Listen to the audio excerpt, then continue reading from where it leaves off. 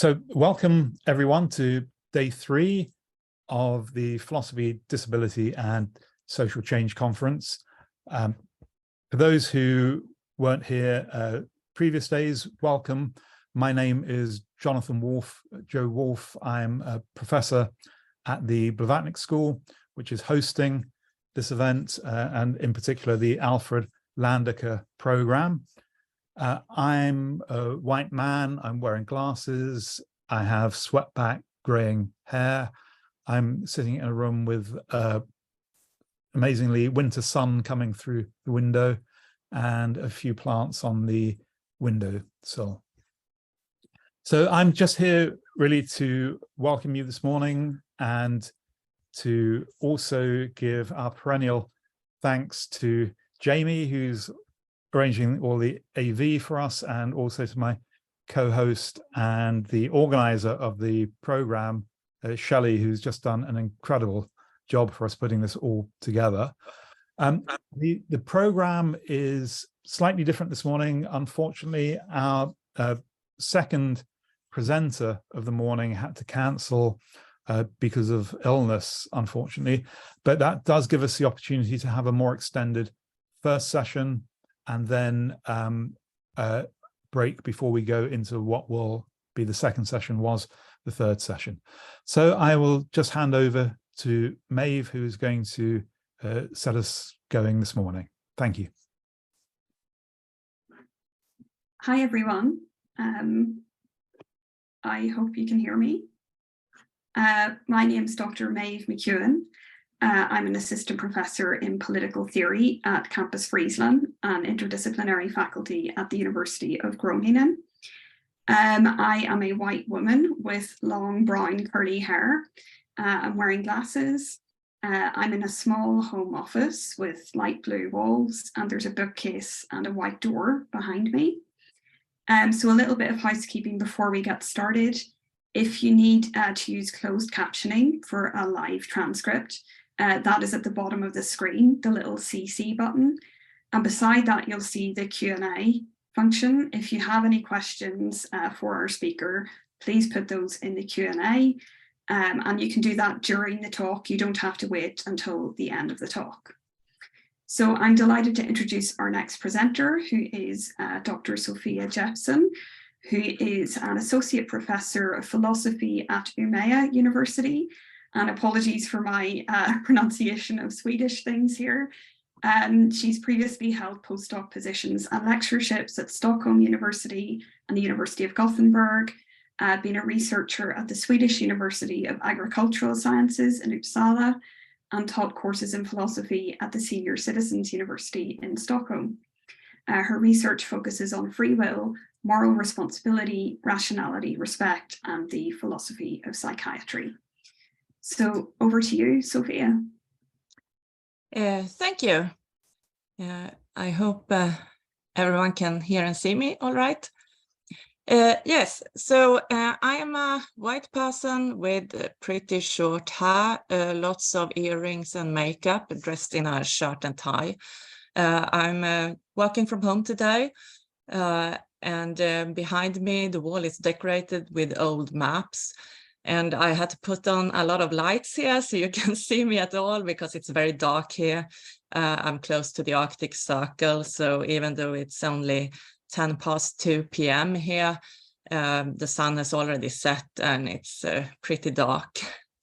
So that's the description of me, I guess. And my talk today is called Philosophers in Armchairs, Conceiving of Things. This is a provisional title, but as I say on the slide, I kind of like it. I'm not sure if I need to change that for when I make a proper paper of it or not. I have an illustration here on the side from the webcomic Existential Comics, where they show how philosophy is made in the philosophy factory. And the joke is that this factory is full of old men who literally sits in armchairs and think things up, and that's how you produce philosophy. But of course, there is something to the expression armchair philosophizing, where you just speculate and think things up, maybe a little out of touch with the real world. And I'm going to talk about widespread issues in the philosophy of psychiatry that comes from, well, relying too much on what you can conceive of while sitting in your own armchair. So there you go. But I'm first going to say something about why I take this project to be important. So it is important for psychiatric patients to feel understood when going through bizarre experiences. And of course, many people have written about this. I have 2 citations here, to Rosa Ritinani, who is a psychiatrist, and to me, who was a psychiatric patient for a long time.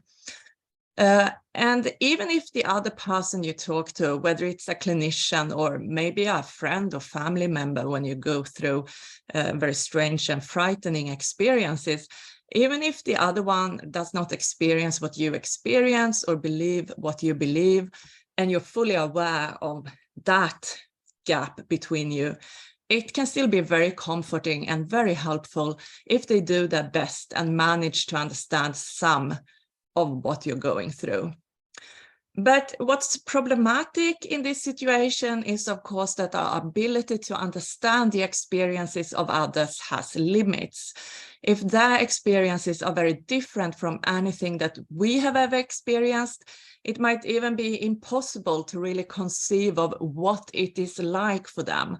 And I have a reference here to Nagel's famous paper, What is it like to be a bat?, where he talks about this as an example of there being limits on our knowledge, some things we can never know.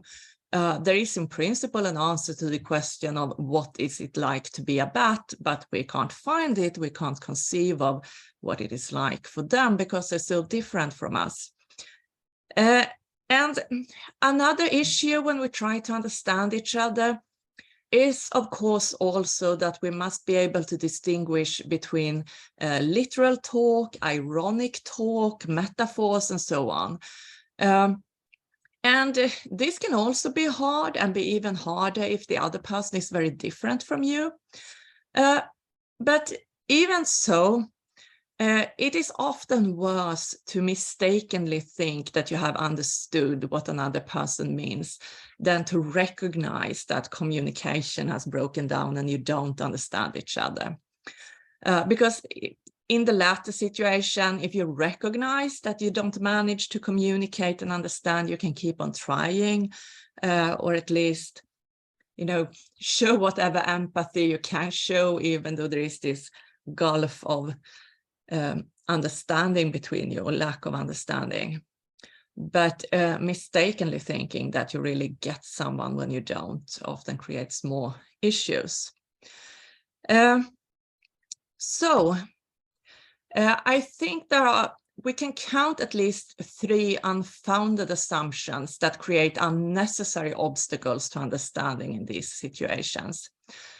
First, it's a failure to recognize this point that Nagel makes in his famous paper, and think that if you can't conceive of what it is like to go through a certain experience, then it's not like anything, or at least it's not like anything special.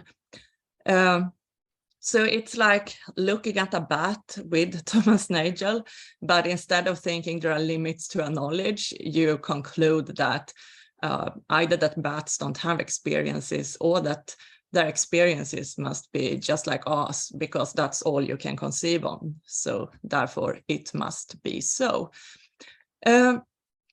Another unfounded assumption is that if a literal interpretation of someone's statement means that you can't conceive of how the content of what they say could be true, then the correct interpretation must be non-literal. And as I said, obviously people do speak non-literally. Sometimes people speak in metaphors, people just vent their emotions without literally meaning what they say. People can be ironic and so on.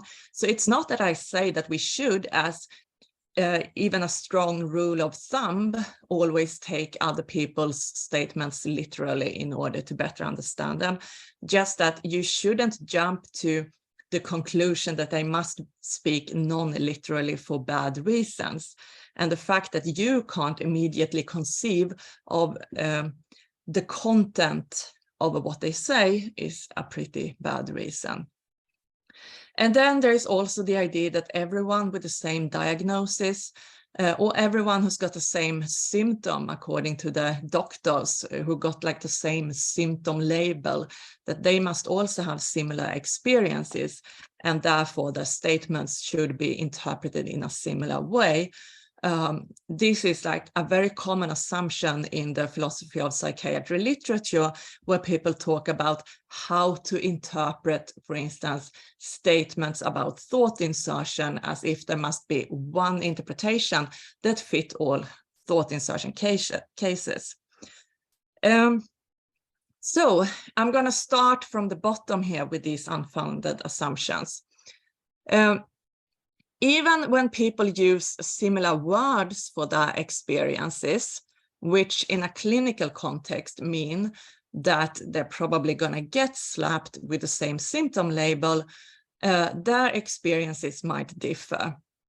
And we can see this even in non-clinical contexts. People might use similar words to describe pretty different experiences. So a good example of this, I think, is aphantasia.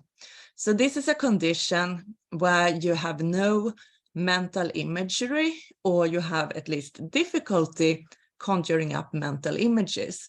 This was first described in the 19th century, but garnered very little attention until recently. And I have an illustration here of what that might look like. You have two men talking to each other about a fantasy novel they both just read. And one says, "That book is amazing. The author paints such vivid pictures." And the other guy responds, "I know, right? I could really picture the whole dragon battle." So they both talk in terms of pictures. They use the same terminology, but actually their experiences on reading the novel were very different. So one of them actually had very vivid images, or like a vivid movie playing up inside his head, of two dragons fighting in great detail, while the other one, when he talks about how he could really picture the battle, he means that he got a kind of schematic in his mental space over where the dragons were positioned, but no actual images. So this kind of thing can happen all the time, even in non-clinical contexts. It might seem like people talk about the same experience because they use similar words, but actually their experiences were very different.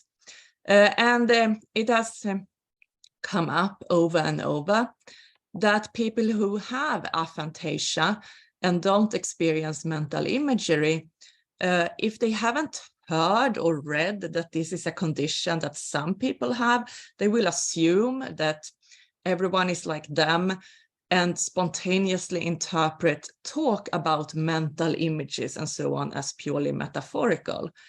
So if this can happen in non-clinical context, because aphantasia is not like a psychiatric diagnosis or anything, it's now obviously we have the whole neurodivergence movement, but I mean, even in mainstream psychiatry, where a lot of things are labeled disorders, aphantasia, as far as I understand, is not actually thought of as a disorder. So even in non-clinical contexts, this can happen. And in clinical context, we have a lot of additional problems that make it likely that people who said similar things to the doctor and therefore got the same symptom written down in the medical journals actually have very different experiences from each other. So often when you come to a psychiatrist for the first time, you might also try to explain your experiences for the very first time. You might not have talked about them before. You might be scared and nervous. You might be pressed for time, so you don't have sufficient time to really sit down and talk and find the right words to convey your experience, and so on. And there is also some research that indicates that, yes, people who have the same symptom according to their diagnosis or the medical journals might actually differ a lot from each other. So to sum up, there are many reasons to believe that people with the same diagnosis and or symptom label often have quite different experiences. But philosophers of psychiatry and others who assume that the same diagnosis or the same symptom label means roughly the same experience, they will end up making contrived interpretations of some patient's statement because they feel like they have to fit everything within like one analysis or one theory, and or they might disregard statements that don't fit their preferred analysis. And this is something that Hendriksen, Parnas, and Zahavi have published on in a 2019 paper. And so this is a problem that runs through quite a lot of the philosophical texts I discuss in this talk, that people make this assumption that there is one thing, one phenomenon, which is called, for instance, thought insertion, and therefore there must be one correct way to analyze and interpret what thought insertion patients say, and similar with other symptoms. But I'm gonna set this aside now and move on to conceivability problems. First, people might have trouble conceiving of experiences they have never had themselves. And in a way, this is completely natural. Maybe some people are better than others at conceiving of what it would be like to have an experience they haven't actually had. But I think this is generally difficult for everyone. It only becomes a problem if we fail to recognize that we have this difficulty and mistakenly think that if I can't conceive of anything, then that experience can't exist. So just going by my own experiences then, I do think, according to my experience, that there are a lot of similarities between bodily movement and thought. So starting with bodily movement, then sometimes I really feel myself moving up my body, in particular if it's a movement that requires a lot of precision, so I have to concentrate and focus, or a lot of strength. Sometimes I move without consciously noticing, like scratch or fidget around. But if someone points out that I'm moving in this way, that I'm scratching or fidgeting, then I immediately feel that, okay, I'm moving, I'm the agent here. Sometimes, and so far I think we have been in the realm of garden variety experiences, but I also can do this thing consciously sometimes, where I disconnect myself from my hands while at the computer and just watch them write and see what they come up with. And this really feels like I don't do anything, even though I attend to my hands perceptually and I like look at them writing on the keyboard. It feels like they're writing by themselves. And I think this is probably a pretty unusual experience. And it might be impossible to imagine really what it is like if you've never had this kind of passivity phenomena. But nevertheless, it's a particular experience, which is very different from doing something non-consciously because you're not attending. And with thought, I can sometimes vividly feel myself thinking if I grapple with a difficult problem. At other times, thoughts just pop up in my head. But if I become more self-conscious or for some reason more conscious about these thoughts, it still feels that I'm thinking them. I really think that for me, this is analogous to the bodily movement case. There can be unwanted thoughts, like an annoying pop song that gets stuck in my head on repeat. But I still feel like I'm thinking the pop song, even though I don't manage to stop thinking it, although I try. But I've also had this thought insertion phenomenon where the thoughts, some of the thoughts in my head, not really all of them, really don't feel like I'm thinking them.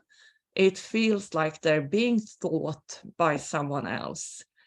And once again, it might be impossible to really picture what it is like if you've never had that experience, but it's still a different experience for me. As I said, I'm not going to speak for everyone who's had this symptom label applied to them, because their experiences might, for what all I know, be pretty different.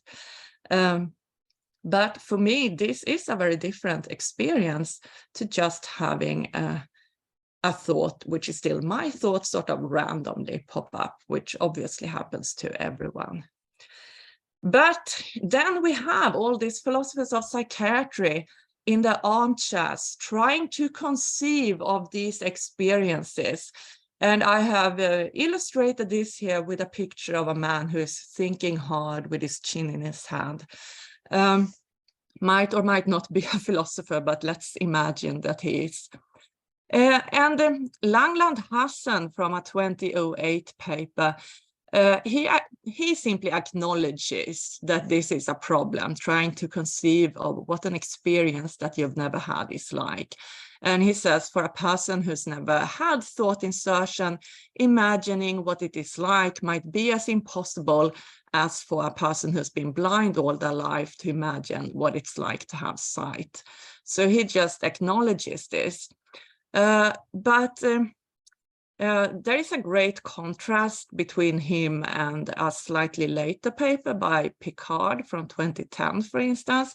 So she says that it seems like it should be possible to understand and empathize with schizophrenics. And I realize a lot of people would think this is an offensive term. I personally don't care much one way or the other, but it's her term. She writes schizophrenics in the paper, and that's why I use it here.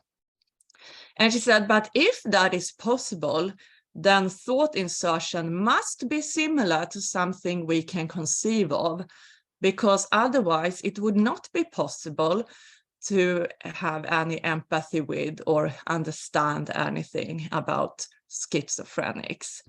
So thought insertion should be a phenomenon on the same scale as when non-schizophrenic people feel alienated from shameful thoughts or thoughts that feel intrusive, thoughts we don't embrace but wish to dissociate ourselves from. And so she concludes that thought insertion can't be this very special experience. It must be something similar to what happens to her from time to time and other non-schizophrenic people. It just has to be the same kind of thing that they experience, because otherwise they couldn't empathize. I think this is a very strange argument and also very bad, actually. But Parrott 2017 similarly grapples with this conceivability issue.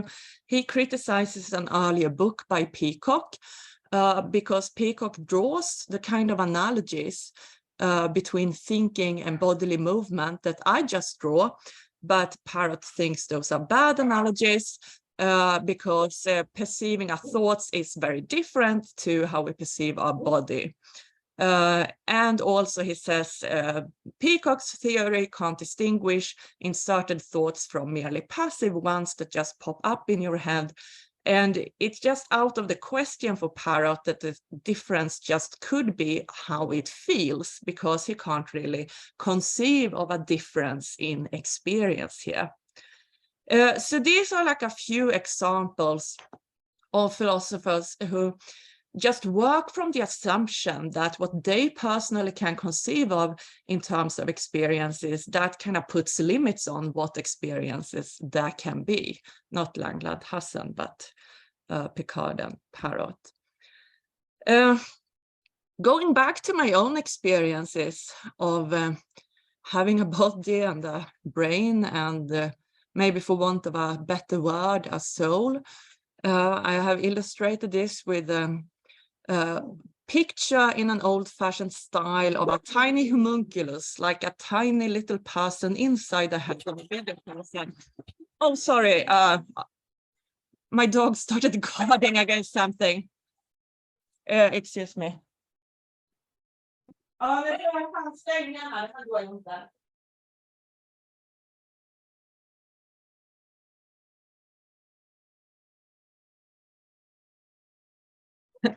So sorry for that. They like heard something outside. I don't know what it is. And my husband takes care of them now. So the drawback with working from home when you have animals that you live with too. So back to the presentation.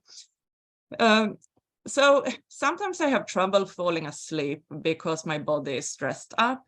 I have these stress symptoms in my body with quick breathing, racing pulse, and so on, feeling hot.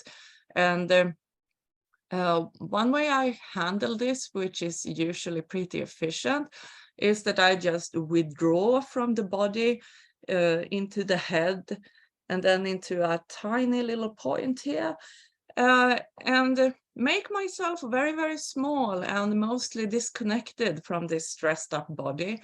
And then the body tends to relax and I can fall asleep. So I do have this experience of being a smaller thing, which can grow even smaller and shrink down a lot if I concentrate on it.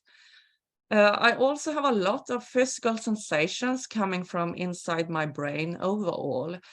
And on some intellectual level, I can recognize that these must be phantom sensations because you don't have that kind of sensation nerves inside the actual brain, but that's an experience I often have. And I have never felt, not as far as I can recall now, but I really have to make that qualification because I have had many non-standard experience over the course of several decades now, and they have to some extent come and gone over time and changed over time. But as far as I can recall now, I have never felt that my body is alien in the sense of not really belonging to me. But I don't find this idea difficult to conceive of. I think I can picture what that experience would be like. I'm usually a little thing driving around in my own body. It seems conceivable that I could find myself driving someone else's, that I would notice this because it would feel off or unfamiliar somehow. But now we got all these philosophers in the armchairs trying to conceive of these experiences. And I almost feel a little bad quoting Bartolotti and Broom here, because these two are usually really sympathetic and do take pains to listen to the people concerned and what they say. But they do have this quote from a 2009 paper where they talk about thought insertion and about the metaphor of a thought being within the skull. And they say this is the mind as a container with thoughts as material objects occupying that space. This is at best a controversial metaphor. It's controversial both as a psychologically realistic image of how the mind works and as a naive image of how lay people conceive of the minds as working. And maybe that is far off from how sane lay people conceive of the minds working. But here I am with pretty vivid sensations a lot of the time of thoughts as material objects going around inside my brain, which I often feel as much as I feel my muscles, for instance. Sosa and Swiney cite Bartolotti and Broom and agree that obviously this is just a metaphor. Thoughts are not physical objects. Bradley, 2019, this is so hard to understand. What even is this experience supposed to be? So once again, we have this issue that people have trouble conceiving experiences they have never themselves had, and so far this is all natural. But then they start to draw a lot of conclusions about how therefore this can at most be a metaphor and so on. So to repeat what I briefly said early on, if we can't imagine what it's like for someone else, we'd better admit it, that this is a limit of my imagination. Sorry, I can't conceive of what that experience would be like, instead of jumping to the conclusion that therefore there is no such experience, for instance. Another problem that follows from failing to recognize that maybe these are just the limits of my imagination is that philosophers of psychiatry then jump to explaining why psychiatric patients sometimes have very strange beliefs by invoking rationality impairments. And I'm not saying, once again, that no one ever has a rationality impairment. I have written and published myself about what it's like when one's logic, so to speak, goes off the rails. So clearly this happens sometimes because it has happened to me and presumably to others. But once again, you shouldn't assume that someone has a rationality impairment for bad reasons. And it is bad reasoning when you go, well, it seems like this patient has this experience, but I can't conceive of what that experience would be like. So therefore, it can't be like that. And therefore, the experience, the supposed experience, can't explain why they have such strange beliefs. So instead, I guess they believe what they believe because they are irrational. That is just bad reasoning. And once again, Langland-Hassan is more sympathetic. I think I have this picture of a man using virtual reality equipment because Langland-Hassan points out that experiments with virtual reality shows that people are often bad at predicting how they will react when exposed to a VR environment. And similarly, people might have trouble imagining what they would believe if they experience this or that.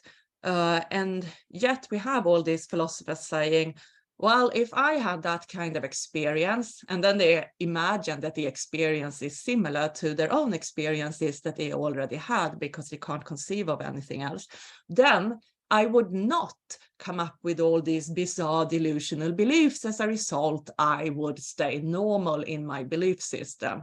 But that is probably very unfounded. So summing up so far, if you fail to see that there might be a gulf in experiences and you might just be unable to conceive of what it is like for the other person, if you instead assume that, well, I guess their experiences are very similar to my experiences, then you might both just stop trying to understand anything more because you think you have already understood, and you might also ascribe to them unnecessarily rationality impairments to explain why, despite the fact as you believe they have similar experiences to you, their beliefs are so different. Then focusing more on the content of propositions. This is not a completely separate problem, but I will still talk about experiences first and now move on to contents of propositions. Philosophers of psychiatry might also have trouble just picturing the content of a proposition. A psychiatric patient states that should P be interpreted at face value, or should it be considered, for instance, a metaphor? Well, if a philosopher can't conceive of how P could be even hypothetically the case, they might jump to the conclusion that it might be some kind of metaphor, even if the lack of conceivability is really just somewhat limited imagination on part of the philosopher. So David Chalmers distinguishes in his The Conscious Mind between things that are fully conceivable, you can fill in all the details without encountering any contradictions, and this also entails logical possibility, he says. And he distinguishes this from prima facie conceivable, when we can form a sort of rough picture of it. And now I'm falling into this mental imagery talk myself, which is easy for me because I have vivid mental imagery, but form a rough picture of it, or the aphantasia equivalent, but we can't fill in all the details without contradiction. And yeah, this talk is actually taking longer than I thought, maybe because I take pains to not speak too quickly for the closed caption to work, so I have to move on a little faster here. But I think this, it's okay, full conceivability, it's ultimately a logical notion, it should not be subjective in any way, but even if we agree with that, what you can prima facie conceive of, that reasonably varies a little bit from person to person, I think, depending on just how vivid your imagination is. You might be able to first come up with a picture of a certain scenario that later on turns out to contain contradictions when we really fill in all the details. So it might not be logically possible, but you can still think of it roughly. And I think it's reasonable to say that people might believe that P and also make literal statements, not metaphorical or ironic ones or anything about P, as long as P is just prima facie conceivable. And I think also, as if we encounter something in widespread pop culture, in blockbuster movies, in comic books, and so on, I think it's safe to say that it has at least prima facie conceivability. It was conceived of, at least in this sort of rough way, by the authors, writers, artists, and by people who consume this stuff. And there are a bunch of things that pop up in philosophy of psychiatry where philosophers say that this isn't really conceivable, it's not logically possible, and they give their philosophical arguments as to why. And then they say that, you know, therefore, it doesn't make sense to take psychiatric patients' statements to this effect literally, because we have shown that if you take literally what they say something contradictory, for instance. But I think it's a literal interpretation should at least be on the table if what the psychiatric patients talk about is something that is common in pop culture, even if philosophers complain that there is some logical problem here. One such thing is telepathy, where one person with telepathic powers broadcasts their thoughts into other people's minds, who now find themselves with another person's thought in their head next to their own thoughts. This, and so I have a bunch of quotes here. I'm moving a little more quickly now, but Annalisa Koliva in a 2002 paper talks a lot about how there are logical problems with assuming that someone else's thought could be in your head. But still, so many people don't seem to have, so many people who are not psychiatric patients seem to easily picture this when reading X-Men books or watching X-Men movies, for instance. So presumably this is also something that possibly a psychiatric patient could talk about and mean literally. There is a lot of discussion about how it's straight out contradictory to say I am dead or even I don't exist, and therefore such talk can never be taken at face value. But yet undead people who can still walk and talk, perhaps even feel and think, sometimes referred to as undead, but sometimes referred to as simply dead, are also very common in movies, TV shows, books, and so on. So presumably someone can also say something to this effect and mean something that they have already seen in countless movies and now think they experience. I don't exist. In particular, philosophers have said this is a straight out contradiction, which can absolutely not be taken at face value. Even philosophers have said that, well, death might not imply that you can't think about whether you are dead if you believe in an afterlife, but statements about how I don't exist, well, there we have to draw the line. This is a straight contradiction. But even so, there are stories, fairly popular stories even, where the main character finds out that they are actually a figment of someone else's imagination, or a fictional character finds out that they are a fictional character and in that sense doesn't really exist. So once again, I'm not saying anything about what is the right or wrong interpretation of any particular psychiatric patient's statements. I'm just saying that it's a problem if philosophers write off a literal interpretation of a whole class of statements on the grounds that they are presumably contradictory and illogical, and therefore no one can say this and mean it literally. Because often a more or less literal interpretation can be found in popular stories that are all over the place. And then it's at least possible that some people also think they experience something similar as people do in these stories and talk about it in a more or less literal way. Also ending up in the wrong body. Also a very common idea in science fiction stories, that the person is identified either just with information, with software, so to speak, which can be downloaded into different bodies. Psychological criteria of what it means to be a person is not even absent from the philosophical literature, but somehow often disregarded in specifically the philosophy of psychiatry literature when these things are discussed.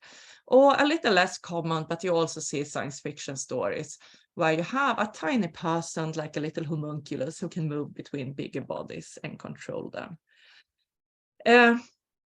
So now I have to wrap up because I'm kind of running out of time. My final slide just says, thanks for listening. And then there are a ton of references, which I think are too small for you to read. But to sum up everything, philosophers of psychiatry think run into some unnecessary problem when engaging in the project of trying to make sense of what psychiatric patients say. It is a problem if we assume that everyone with the same diagnosis or just everyone who got the same label for the symptoms must have similar experiences, because we have no reason actually to believe that. It is a problem if you think that if you can't conceive of what it would be like to have a certain unusual experience, then that experience can't exist, or it must actually be a very common experience that you too have had. And it is finally a problem to assume that as soon as on careful philosophical analysis, some statement turns out to contain a contradiction or the like, then we can't take this statement literally, even if the content of the statement, when understood literally, is something that we come across in countless of popular stories.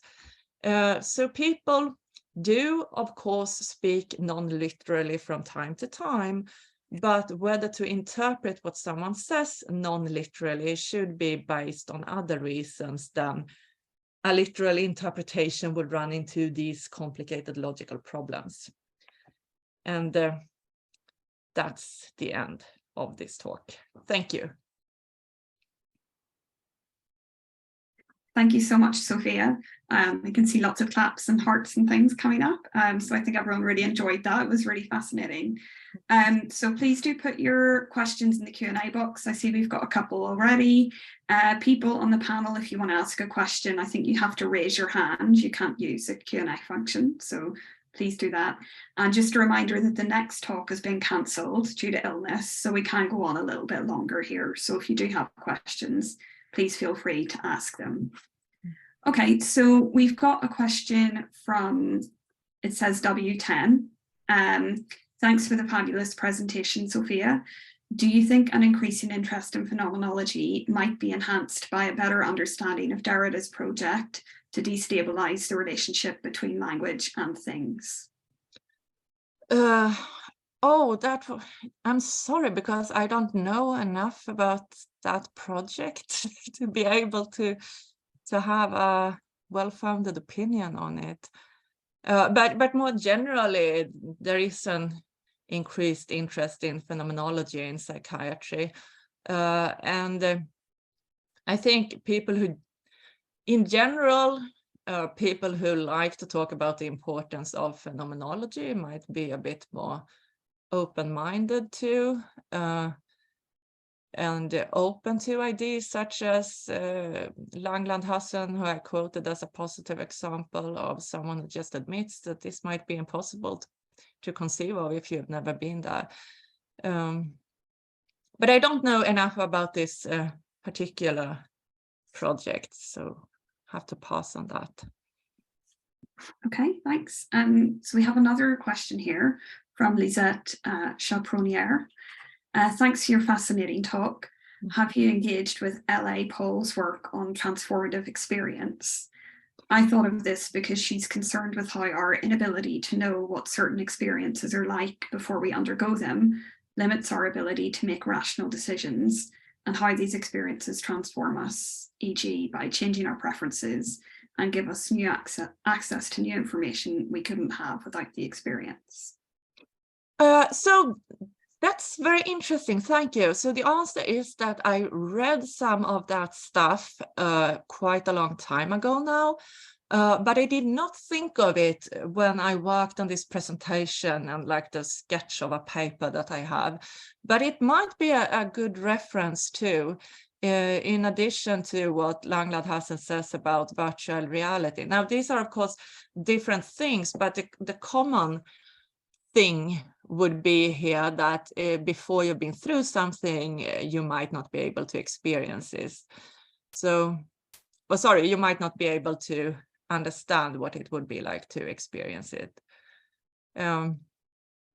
Yeah, so that, yeah, that might be a good thing to weave in, actually. So there is some similarity here between being unable to picture, actually, even if you think that you can, how you would react if you suddenly had this or that hallucination and so on. And Langland-Hassan, what he writes about something we can actually test how good people are to predict how they will react when put in a virtual reality environment. Yeah. So that might be a good addition. Thank you. Great, thank you. There's a question from Justin Garson, I'm not sure, sorry, in the chat. He says, thank you, Sophia. On the understandability of, say, thought insertion, a lot of psychologists in the early 20th century thought that sane people could relate to these experiences by using drugs like LSD. This has been true for me. That's the only time I've experienced anything like thought insertion projection. Do you think this is a viable tool, or will it only further misunderstanding? Thanks, Justin. And also, by the way, it's nice to sort of see you in person over Zoom anyway, because we were chatting the other day. Yeah. So I think maybe if you keep in mind what I said in the beginning, that people who are all psychiatric patients and have the same diagnosis and so on might very well have experiences that are quite different from each other. And then maybe the experiences you had on LSD was like a further difference. And so as long as we keep all that in mind, it might be helpful because you realize that, whoa, there were actually new experiences. I've never had them before, but they were still possible.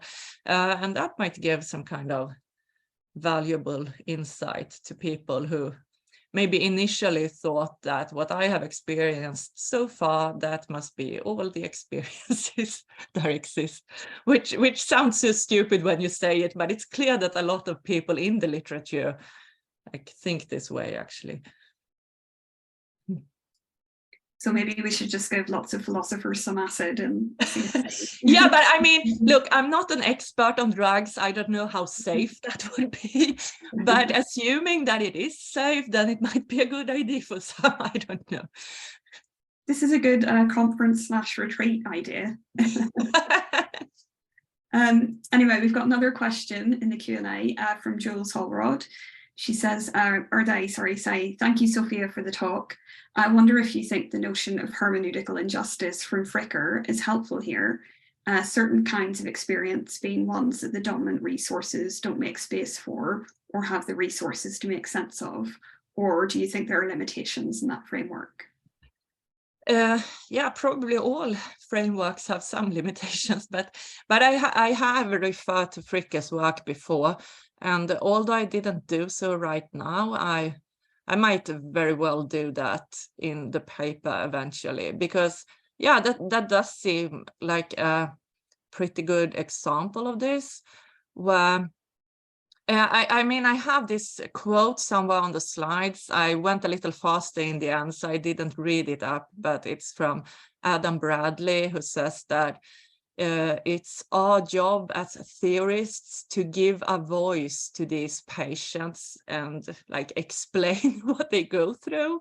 And then he come up with this explanation, which seems pretty narrow-minded in my eyes, but I mean, that's kind of a prime example, I think, of a kind of hermeneutic injustice, where instead of letting people who have had non-standard experiences like work to come up with maybe a better vocabulary to describe them or something, you have these theorists who like, this is my job. I'm gonna take these strange statements and make a sensible interpretation of them that I and sane people like me can relate to.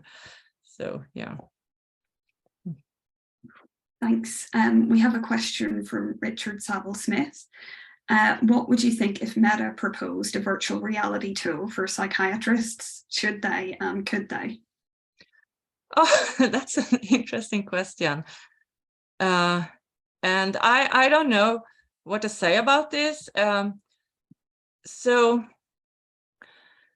the point I made about virtual reality, which where I quoted Langland Hassan, was just that it can show people that they might actually be very bad at predicting how they would react with like a different set of experiences.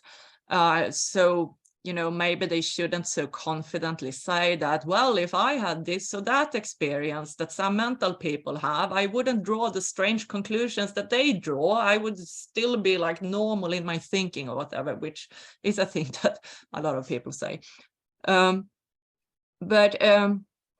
Yeah, but that is like something you could show to someone with a one-off thing. Like, how do you think you would react in this VR setting? They go like, well, I would react like this or that in an extremely rational way because I'm so rational. You put them in their environment, they react differently, and then it's like, oh, I have proven my point. But you might also think that you could like gain some deeper understanding of particular people's experiences if you could create some virtual reality environment that like resembled the environment I or someone else find ourselves in from time to time, which is an interesting idea. But hard to say how feasible it is. Yeah, I ultimately don't know what to answer to that. But yeah, that's the best answer I can give you. Great, and we have a question from Amandine Catala, which follows up from Jules's question. So she says, it seems like it's more about what the experience the concepts capture is like, rather than a lack of creation or adoption or circulation of concepts, as is typically the case for hermeneutical injustice. Meaning, I'm not sure the issue is really one of hermeneutical injustice here, more one of experiential knowledge. Not that the two are completely unrelated, of course. Thanks for a great talk. Yeah. Yeah, that's maybe a good point. So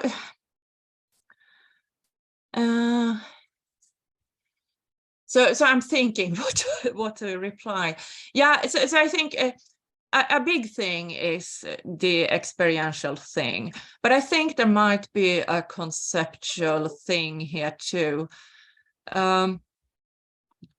because so you got this struggle to explain, for instance. So I was grasping for words a little bit during the talk, like when I talked about feeling like a small thing inside a big body. I can talk about, I can use the word soul, which I sometimes do, but it might not be the best word. I'm comfortable with it, but for a lot of people, the religious connotations are too strong if they're not actually religious. So this is like something that it might be difficult to talk about because we don't have like a shared conceptual apparatus for this. Or all those brain sensations. I think it's pretty common. I was in this support group for people with schizophrenia and schizo-related diagnosis, and a lot of us had these feelings inside our brains. But it's also like you start to grasp for word, like brain feeling. It might not be a brain sensation, might not be perfect terms. So I do think to some extent we lack concepts, and it might be easier to stress how different people's experiences can be from each other if we had a bunch of different words from what sane people use to describe their experiences to use when we describe ours. And then it might also make clearer that there might be a pretty big experiential gulf here, because you experience X, but I experience Y now, which is a completely different thing. Yeah, I'm not sure, and I feel like I'm just going on a long tangent now, so I'm going to go quiet. Okay, great. I think, yeah, Amandine says, thanks very much, Sophia. That makes a lot of sense. So it seems maybe the question is both one of concepts and of experiential knowledge. Thanks again. So we have a question here from Owen R. And it follows on quite well, actually. So he's saying, I'm wondering if there are any voices from within the psychiatric survivors movement, the Mad Pride movement, or other similar movements, communities that might have weighed in on any of the questions you're asking, either directly or in response to some of the claims you've referenced made by either psychiatrists or philosophers of psychiatry. And if so, are you engaging these accounts in your work? Also, I'm mostly just familiar with the US context here, and I'm admittedly not very deeply familiar at that. Yeah, so I don't have any citations right here, which is from MAD studies in particular, and so on. I would say I'm a little attached to such movements, mostly online. And I've become, but I mean, it's a pretty diverse thing too. So among people who call themselves psychiatric survivors or talk about Mad Pride and so on, some are, for instance, very anti using the word psychosis, which I use a lot as a label that I think describes an altered state of consciousness, which I think I need a label for. Some people are like, no, there is no such thing as psychosis. All there is are traumatized people. You know, for some people, that description really fits them. I never really had psychosis or anything else that the doctor said. I was just traumatized. I push back at people who want to make these claims as some kind of universal truths, because I think I am different in many ways from a lot of other people, and I've been traumatized in various ways, and it's played into all this, definitely. But I also think when I'm like healed and fine, I'm still very different and can still have very different states of consciousness. So I don't want to go that it's just trauma route and everything else is bogus. But there are also obviously people in the Mad Pride movement, people who do mad studies and so on. And I have a paper myself coming out in the International Mad Studies Journal and so on, who do not subscribe to the view I just described. But who talk about madness more as some kind of drastic neurodivergence, maybe a real difference that is there. And there are also people on this side who are like closer to the mainstream. So it's kind of hard to say how you relate to all that because it's so diverse. But yeah, the very short answer is that I'm kind of a little on the side or a little attached to such movements and discussions, and yeah, and I've kind of done a sort of personal journey too, from just yep, I'm ill to more of a mad and proud thing. But I don't know to which extent this has informed this paper in particular, because now I'm looking closely at philosophers of psychiatry who usually accept a sort of mainstream psychiatric picture where there are healthy people and there are people with disorders, and now we're going to analyze the disorders, and then I'm look at like some particular problems that often comes up when they do this. Sorry, all my replies are so long and messy, and I'm go off on all these tangents. Yeah, that was my reply anyway. Owen has a follow-up here. Sorry, I didn't see it before. So he says, I suppose there's a broader methodological question here around how philosophers and theorists might engage ethnography or autoethnography, either within their own methodologies or within potential collaborations or dialogues with researchers who are situated more within the social sciences, in approaching some of the important questions you're asking. Although he says, I'm admittedly a bit biased as I'm positioned much more within social sciences myself. But Owen, now I'm going to give you a more focused answer. So I think actually philosophy differs from many social sciences in that a lot of philosophers are very skeptical about the value of autoethnography and personal witness and so on. There is this widespread bias where you just need to be rational and think rationally about problems, and then you can find a solution regardless of your personal life history.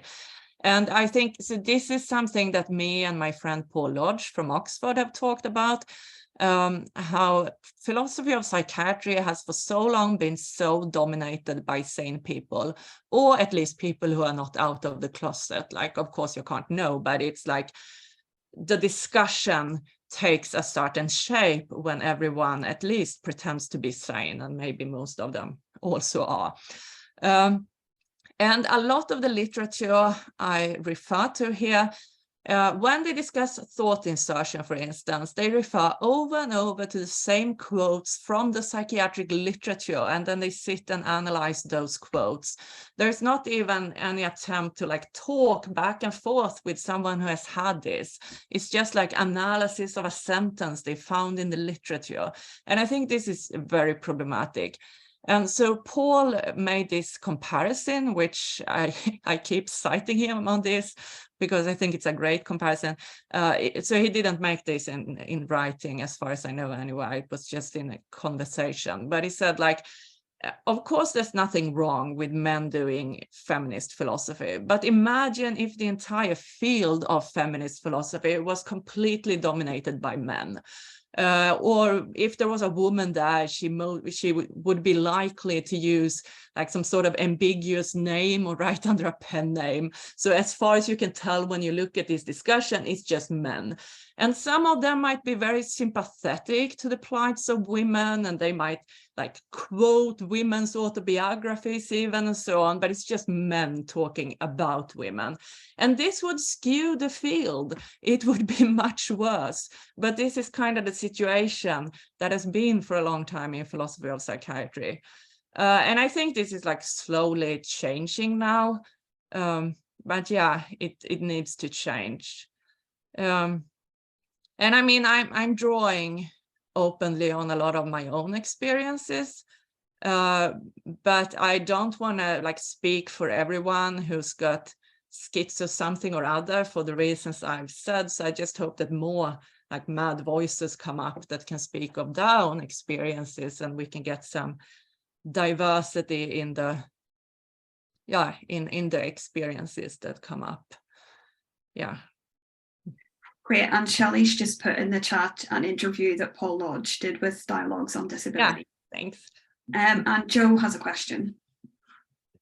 Thank you very much. So really fascinating presentation. And the point about the same name for a condition, well, you can't go from the fact that a symptom or an aspect is associated with some people to projecting that to others. So I think that must be true, but this is also something that comes up in all branches of medicine. So it's very common, to go to a doctor and they say you've got arthritis and that affects some people this way and affects some other people this other way. And so we are seeing more, and in mental health and issues around neurodiversity, we're seeing the idea of a spectrum disorder much more than type of single list condition. So that raises a question about why we put names on anything, really, because we normally put names on things to point out commonalities, but at the same time, if those commonalities don't apply, and also quite often people find it very reassuring to have a diagnosis of a condition. So they'll go to a specialist and they're told there's a name for what you're suffering from. It's very interesting that that alone seems to have a therapeutic benefit for some people to have a condition named. So I wonder where we go really from these observations. So do we move in a very particularist direction and say, no, we're going to stop naming anything. We're going to stop grouping symptoms together and we'll just treat everything in its particularity?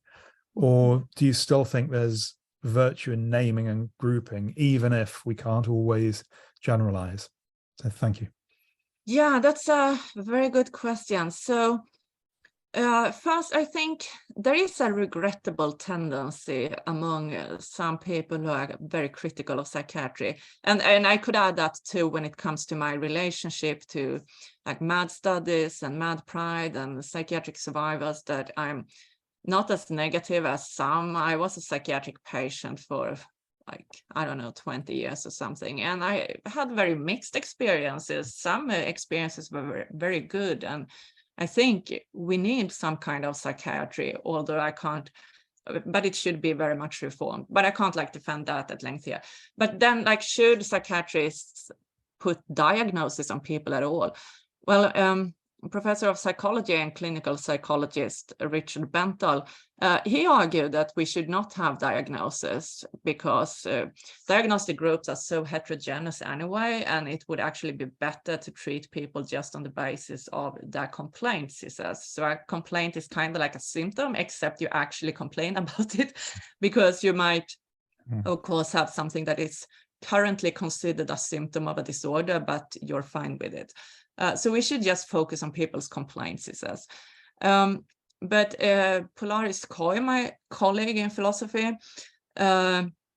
he said that he thought diagnosis could be useful in part because, well, symptoms tend to cluster and so on. There are like very rough groups of people with similar issues. So by diagnosing, you can make some rough but potentially still useful prediction about what else to expect and so on, and what else to look for. So I can kind of see that point. I'm not sure ultimately what's right here. Yeah, and Benthal also says that we should still try to find good terms for like more specific complaints, and we can do like research based on them. But research is actually held back too, he thinks, by the diagnostic system, which he thinks is very crappy and have to go. So I'm not sure ultimately what's the best, but I think it's good that you point out that this is an issue that comes up in somatic medicine too, because I think there's a common tendency among people who criticize psychiatry, and I agree that there's a lot to criticize. There's a tendency to contrast psychiatry with somatic medicine, and then they make all of somatic medicine sound like awesome, and we always know what we're doing in somatic medicine. Diagnosing people with somatic issues is like super scientific and basically a perfect process. But I mean, there are like some somatic issues where we seem to know a lot of what's going on and seem to be pretty good at like carving the diseased nature at its joints with our categories. So I think that happens in some areas, but yeah, there might be other areas in somatic medicine too, where I'm still sympathetic to Benthal's argument. Suppose he is right about psychiatry, there might be areas of somatic medicine where we should go the same way, but I don't think all of it. Like there are infections with bacteria, for instance, and we can distinguish between different bacteria and which antibiotics should go with which bacteria. That seems to be like one area where it makes sense to make pretty specific diagnosis. I have a question actually that follows on a bit from Joe. So I was just thinking, if we broaden this out from philosophy of psychiatry, like what are the implications? So I was thinking the whole time, because I have a background in playwriting, and in playwriting, you assume that you can understand another person's experiences, their internal world, and portray that in a character, and portray that in a group of characters who all have different kind of experiences and internal worlds. And you'll sort of think about how they will react to each other and interact with each other. And then you hand over that script to actors, and they bring their own experiences, their emotional worlds in order to interpret those characters.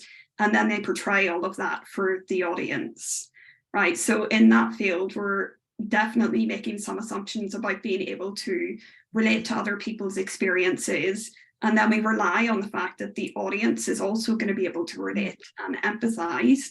So that's a whole field really that's based on this idea that we can kind of grasp other people's experiences. But I think what you're saying in philosophy of psychiatry is that these philosophers sit there and think, well, I can't conceive of that.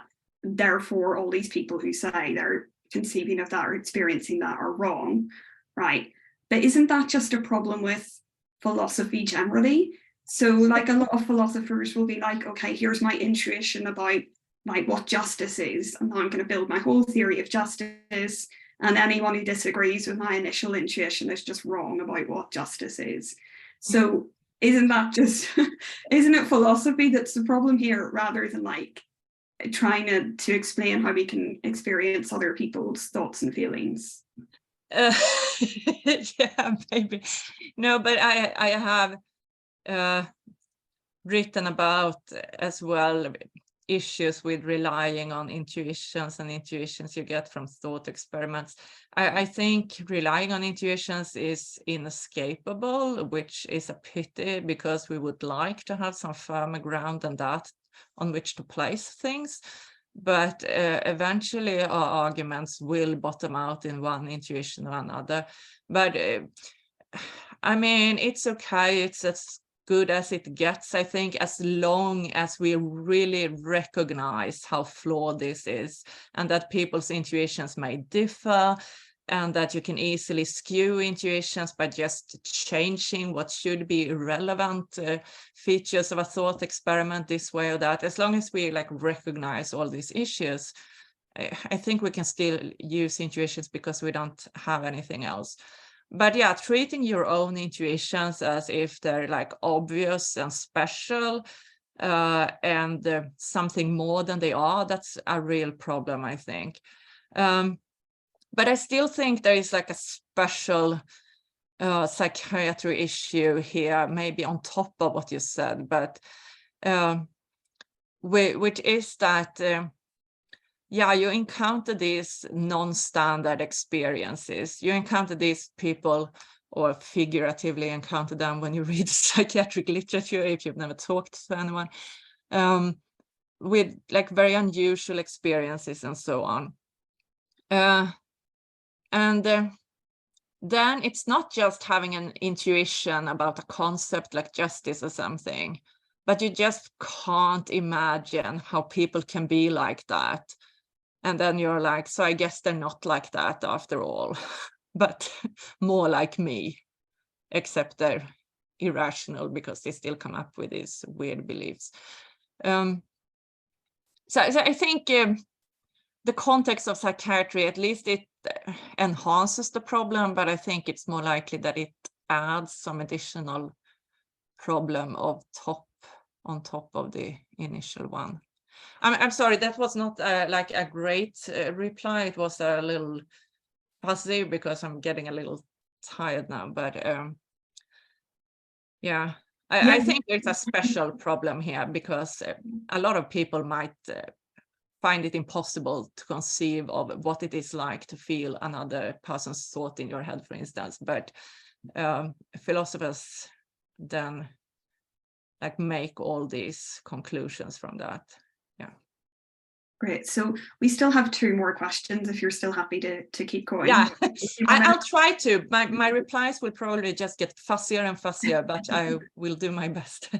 And before I go to the questions, there's just a comment from Jules Hallrod in the box. So they say, I agree with Sophia's point. I think this is about talking about your own experiences in your philosophy. And they think that the disciplinary norms are problematic. I've written about mental health without, at the time, quite early career philosopher, feeling able to be out as someone who had been hospitalised due to mental health. I'm very grateful to Sophia for being part of the movement for more openness here and for showing how it benefits philosophy too. Yeah, thanks a lot, Jules. I mean, I have job security now. I was not this out before when I was still on the job market. So that made a big difference. Great. Shelley? Oh, hi. There's a problem with my video showing up, so I'm not showing up on screen.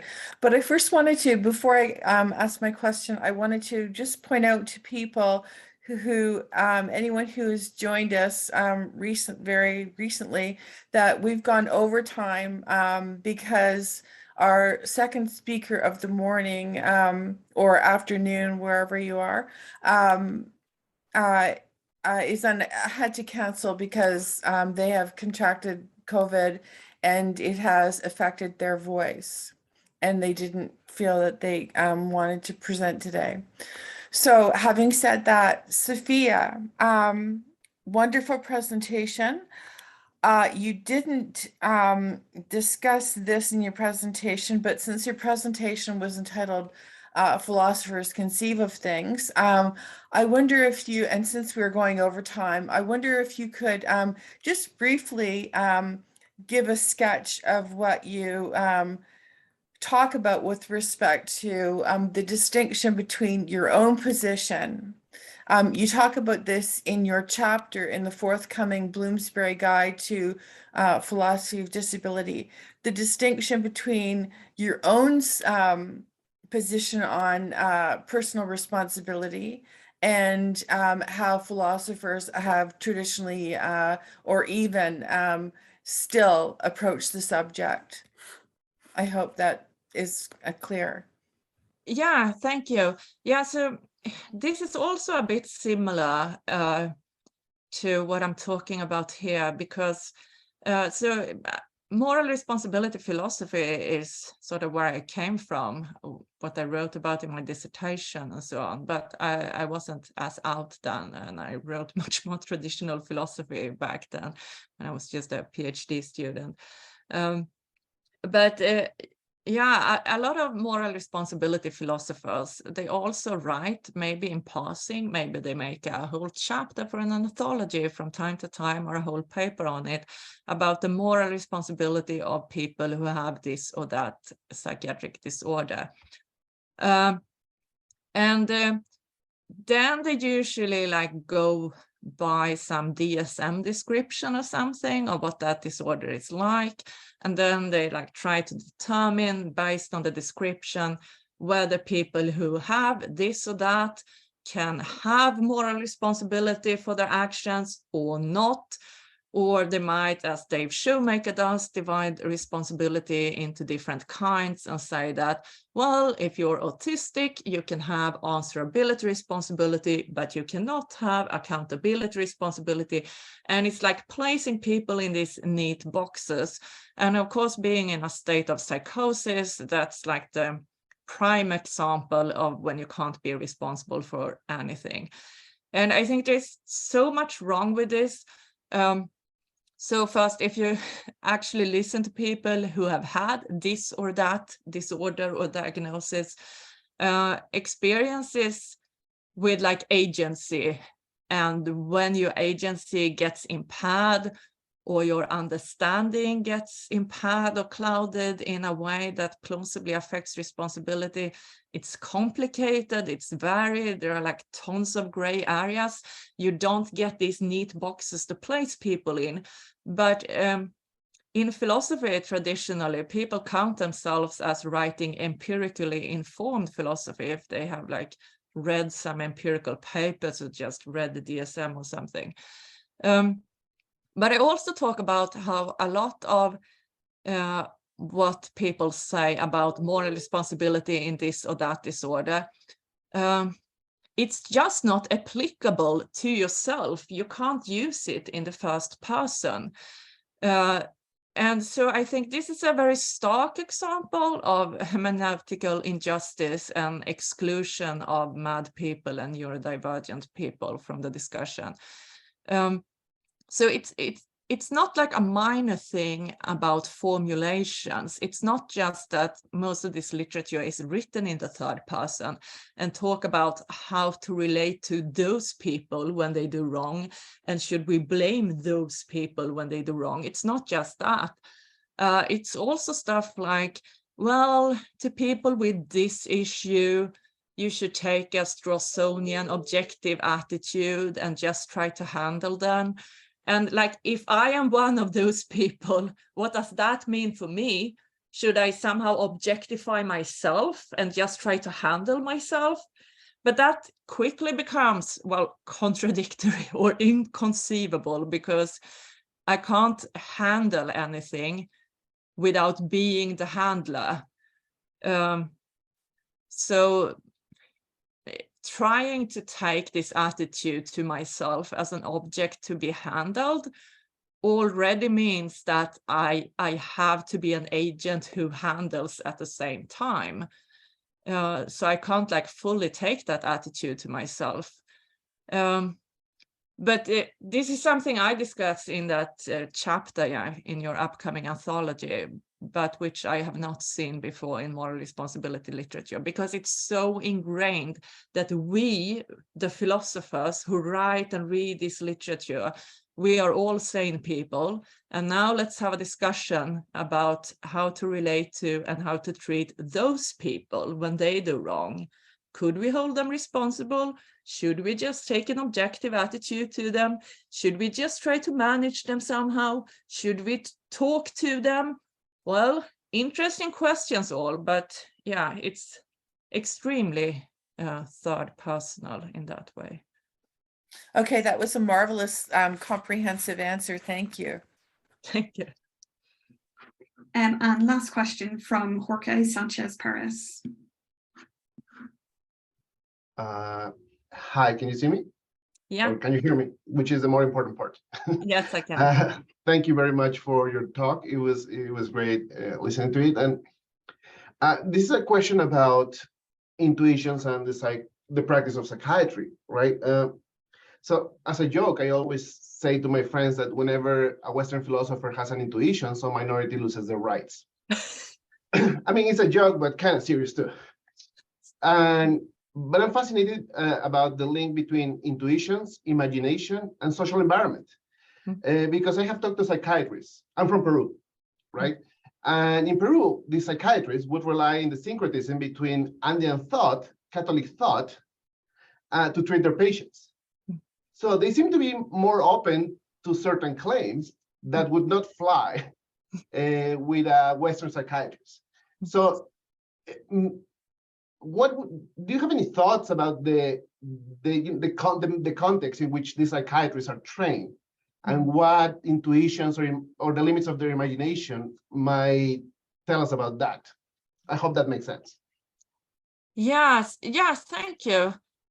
Yes, I think in many contexts, and not just in the context of psychiatry, there can sometimes be a little more freedom and a bit more leeway for people when there are like different opposing forces, so to speak, rather than just one hegemonic force pushing everyone down. Like historically in Sweden, you're kind of taught in school that everything became better with Protestantism, because then you didn't have this tyrannic pope or whatever lording it over everyone. But then you become older and more critical of what you were taught in school and realize that, you know, in some ways it might be better to have both a Catholic Church and a state who are sometimes opposed to each other and so on, because it could create a little more leeway for people in various ways than if the Church and state are one and just push down on you. I think sometimes, well, in the context of psychiatry, as you say, if you're in an environment which is more religious, for instance, there might be tensions between religion and mainstream science, but those tensions might also, and the conflict might also create a little more openness and leeway in some way. So this is what Justin Garston and I chatted about yesterday, actually, that the US is a much more religious place than Sweden, obviously. So in the US, you still have these pretty strict norms for what's normal or not, but there is still like some tension between ideas of what's mentally healthy and religious ideas, according to which people can sometimes hear the voice of God, and that's a good thing. I said, well, we don't really have that, because most people think religious people are weird and mad people are weird. And I come across all the time people who conflate the two and say, well, everyone's religious is actually mad, and just like madness is terrible and should be stamped out, basically religion should be too, so that everyone can be normal. Obviously people don't use these exact words, but basically, and you have to grapple with that. And so in a way, a very secular environment can, I think, be more restrictive for mad people, because you don't even have religion as some culturally embraced example of when it's okay to hear voices or whatever. It's just, you know, this is what normal is, and this is the way you should be. And then you're actually very far from normal, and that creates issues. So some tensions and conflicts and clashing traditions, I think, can sometimes be good, because it creates just a bit more space, even though those conflicts can also be tricky to deal with. Okay, well, thank you so much, Sophia, for that extra long session. Let's all thank Sophia in emojis. Thanks. And yeah, that was really wonderful. And the conference is going to be back in half an hour, so 3:05 UK time. So we have a break between now and then. Well, thanks so much, Maeve and Sophia, for a wonderful session. And we certainly made good use of that extra time.